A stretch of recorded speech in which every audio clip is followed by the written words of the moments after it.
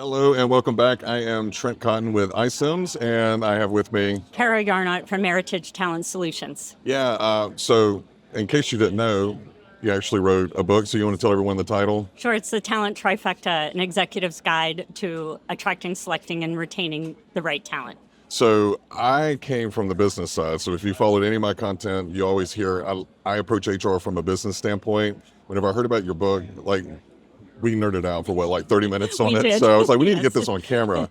So why don't you tell everyone just a little bit about the book? Start with, because I really like the story about what inspires you, and then what is the book about? Sure. So as a consultant on talent strategies, I found that my most successful projects were those where executives beyond just the CHRO were engaged in the projects, and they really wanted to understand how talent strategies tied to business outcomes. And so I started looking for a book that I could send in advance for executives to read, or even leave behind for them to get to their next level of reports. Right. And what I found was it was HR people talking to HR people in books. And so I decided, well, maybe I should write that book. And that's how the Talent Trifecta was born. I love it. I love it. I love when someone sees a problem and says, okay, no one else is doing it. I'm going to do it. I'm going to go for it. Yes. So just give us a sneak peek. What's some of the highlights of the book? So some of the highlights of the book include talking about why investing in your brand actually helps you have talent select away from your organization, so you can be more efficient and effective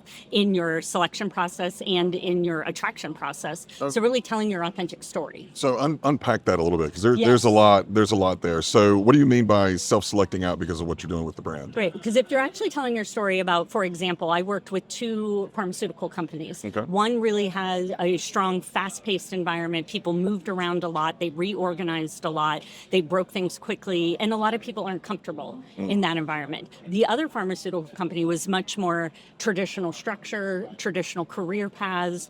Things moved much more slowly. On paper, they're after the exact same talent with the exact same qualifications. Right. But one organization would be a fit for a person with a certain preferences for where they like to work. One of those organizations was very good at explaining their culture and their environment as a part of their brand. So people who experience those stories Right. through their branding would say, I'm not a fit for that organization, so I'm not going to apply there because that's not going to be where I want to work. So Interesting. they had a smaller top of funnel. Fewer people applied because they were telling that story. So the recruiters had fewer people to review to get to the right fit for the organization. I love that. And so, we just released our frontline hiring report, and doing a shameless plug, but what you said does resonate, because a lot of recruiters, they're seeing a higher number of applicants per opening, and they're Yes. drowning in it. Then you've got all these, the fake stuff. Yes. So this is a way that you can actually slender that and fast track that top talent, right? Exactly. It's a much more efficient process and effective process for recruiters. Okay. So what's the trifecta?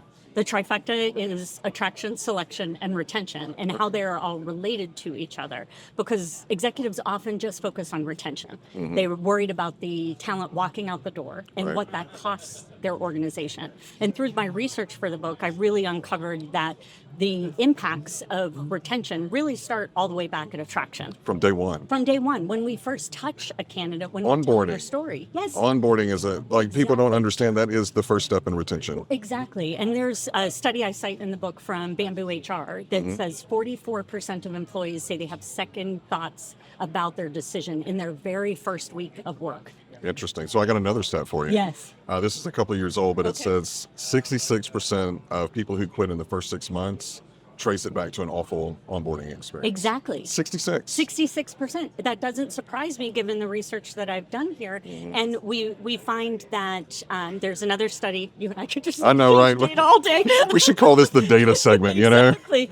They, from Gallup State of the Workforce report that 75% of a million U.S. workers that they studied say their manager was a primary reason that they quit. And that another study they did said only 10% of U.S. workers have the skills necessary to be a good manager.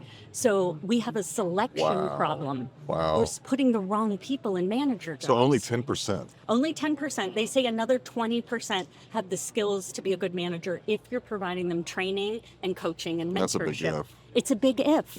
And so how many companies really have those programs in place? So if we select the right people into manager jobs, which is a TA responsibility, Right. and we invest money there and then the right training and coaching programs, we can solve a lot of our turnover problem. Yeah.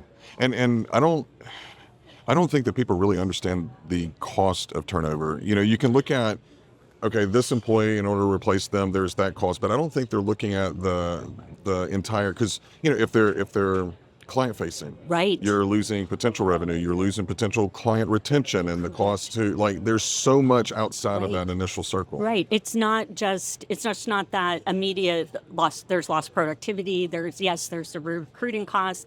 There's the impact on morale around them. What if they're a key employee?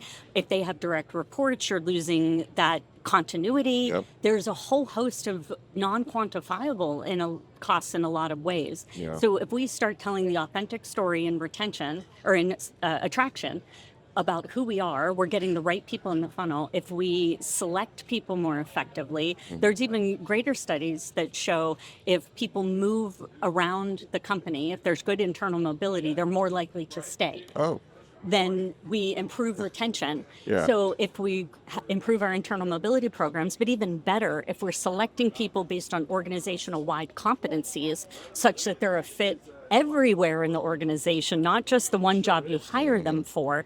So we're investing money further up that talent funnel in attraction and selection. We're ultimately solving a big part of our retention problem, which is where executives love to focus, but it's not the only place we should be focused. no, absolutely, absolutely, and I love your part about internal mobility, because Yes. I think the longest place that I stayed, everyone's like, oh, you stayed there 11 years, but I'm like, I had about 14 different roles Right. there, right? Right. You know, I was moved around constantly, and it kept it Yes. fresh. Yes, You know, exactly. and I'm better for it Right. as Oh, exactly. as an employee. So the other thing that you and I kind of went off on a tangent when we were in our green room Yes. was the tendency for HR and TA to speak ease. Yes, yes. It's, we need to be focusing, and it was the subject of my talk here on speaking about using language that's important to our executives and talking about the things that are important to them before we talk about the things that are important to us. So can you give everyone an example? of what you're talking about? So, for example, when we're talking about needing to put attraction programs in place, we tend to go in talking about, we need to do employment branding, and we need to be talking about those types of things. As soon as executives hear branding, they start thinking, it's squishy and we can't measure it. Touchy-feely, and you just want to put ads out all over the place. But if we frame it, one of my examples is if you're talking to operations people, we need to frame it in how it's going to improve efficiency and effectiveness. They have paid attention to this language. If you're talking to salespeople, you have to talk about how it's going to improve revenue, how it's going to impact the bottom line, how it's going to improve profitability. Client retention. Exactly. Right. It's, I use the example in the talk, even when hiring is down, one of the first things our executives like to do is say, cut off all your advertising, start laying off recruiters. Well, let's put it in salesperson language. If we actually, for some reason, had no product to sell, there was a defect or something, we had no product to sell for 4 months, would our chief growth officer actually stop talking to customers? Would they fire salespeople? And then when the product comes back, suddenly go hire new salespeople? Right. They would look at anybody as insane if they asked them to do that. But when we suddenly have no hiring needs, they expect us to stop talking about us as an employer and to fire the recruiters. And then when the hiring comes back and we have to go hire new recruiters, they wonder why it takes forever to fill positions. Yes. We need to give them the corollary to business problems when we're talking about talent problems and put it in their language. And then the light bulbs start going off and they're like, well, yeah, we wouldn't do that to business. I'm not saying we need to keep advertising individual jobs, but we need to keep talking about ourselves as an employer. So when we have jobs, people want to work for us. Right. No, I'm so glad you called that out. Yeah. There's so many companies, like you said, the first thing they do is we're not hiring cut recruiters. Right. But getting back to internal mobility, your recruiters know your brand. They know what's going on in the market. I know one company that actually took like 5 or 6 of their best recruiters that were on the executive side, and they brought them into customer intelligence for 7 months. Yes. And the reason it was only 7 months was because the stuff that they were able to find out, they took it to the product team, and the product team relaunched something, and they went just, gung-ho into the market. I mean, recruiters have so many transferable skills Absolutely. to other areas. They can do customer success brilliantly because they're great at talking to candidates, to customers. They can be great marketers because Yep. they are marketers. They could be sales support. They could do inside sales work. They're great at finding things. I mean, give Research. right. There's so many Yes. places they could be redeployed during a downturn, and they can continue to talk about us as a brand and as a company, and Yep. and keep your pipelines warm. Telling them when things turn back on, they can have candidates ready to go the second a job is available. Well, from your mouth to God's ears. Let's hope. Right. Let's I know I have Yes. lost years of my life trying to help executives. So, Yes. well, tell everyone where can they find the book? So the book's available on Amazon in both paperback and digital. It's Okay. Talent Trifecta on Amazon. You can get it today. Awesome. Yes. All right. Well, thank you so much. Thank you, And make Trent. sure that you connect, give everyone your handles so that way they can connect with you. So I am on LinkedIn. It's just Kara Yarnot on LinkedIn. Very easy to find. Yeah. Yes. Awesome. All right. Yeah. Very unique name. Yes. This is Yeah. one of the Not a lot benefits. of us out there, so easy to find. Yeah. Awesome. Well, thank you so much for coming on. I Thank really you, Trent. appreciate it. I appreciate it so All right. much. Thank you. Thank you. Stay tuned.